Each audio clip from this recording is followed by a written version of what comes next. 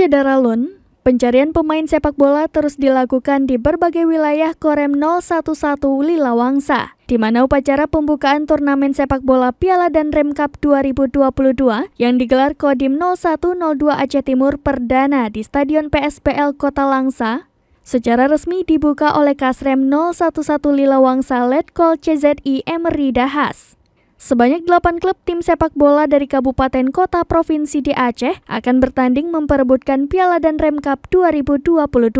Event bergengsi dan Rem Cup diadakan Kodim Aceh Timur mulai tanggal 26 September sampai 3 Oktober 2022. Selain dalam rangka menyambut Hari Ulang Tahun Tentara Nasional Indonesia atau HUT TNI ke-77 tahun, bertujuan mendukung pemerintah daerah memperoleh bibit atlet-atlet sepak bola berprestasi untuk berkiprah baik tingkat nasional maupun internasional.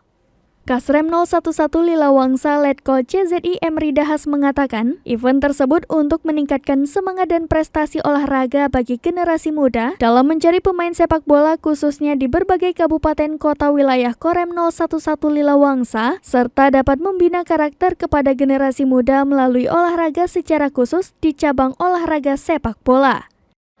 Selama ini hampir tidak pernah ada pertandingan sepak bola. Harapan kita dengan ada pertandingan ini, kita harapkan muncul bibit-bibit prestasi yang siap mentas di tingkat daerah maupun tingkat nasional, sehingga bisa melahirkan bibit-bibit yang pemain terbaik yang nantinya bisa berjuang untuk daerah khususnya di wilayah ini. Selain itu, turnamen Piala dan Rem Cup dalam rangka mempersiapkan penyelenggaraan Pekan Olahraga Aceh atau PORA dan Pekan Olahraga Nasional atau PON yang direncanakan pada 2024 mendatang, di mana Aceh dan Sumatera sebagai tuan rumah penyelenggaraan. Diharapkan kepada klub yang bermain ini, khususnya para atlet Aceh dapat terlibat dalam PON 2024. Dari Lok Semawe, Zaki Mubarak, Serambi On TV.